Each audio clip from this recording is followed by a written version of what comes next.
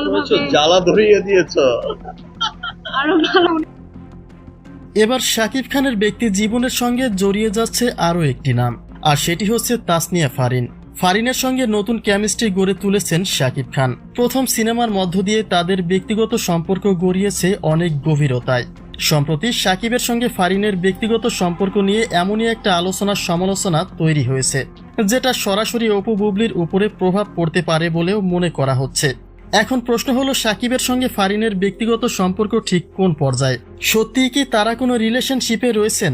চলুন তার বিস্তারিত জেনে নেওয়া যাক। গত বছরে একটি প্রোগ্রামে শাকিবের নায়িকা হওয়ার রিকোয়েস্ট করেন তাসনিয়া ফারিন, যারই ভিত্তিতে চলতি বছরের রমজানের ঈদে মুক্তি পাওয়া প্রিন্স সিনেমায় যুক্ত করা হয়েছে ফারিনকে। অর্থাৎ শাকিবের সঙ্গে অভিনীত ফারিনের প্রথম সিনেমা হচ্ছে প্রিন্স। কিন্তু এই প্রথম সিনেমায় অভিনয় করে শাকিবের সঙ্গে প্রেমের গুঞ্জনে জড়িয়ে গেছে তার নাম।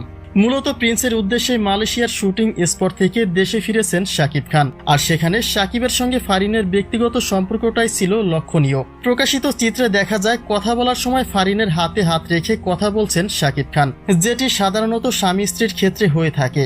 শুধু তাই নয়, এক স্থান থেকে অন্য স্থানে যাওয়ার পথেও ফারিনের হাত ধরেই ছিলেন শাকিব খান।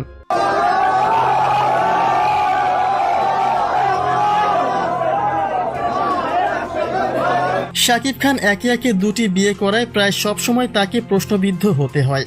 বুবলির সঙ্গে প্রথম সিনেমা করে প্রেম এবং তা শেষ পর্যন্ত গড়িয়ে যায় বিয়ের পিঁড়িতে।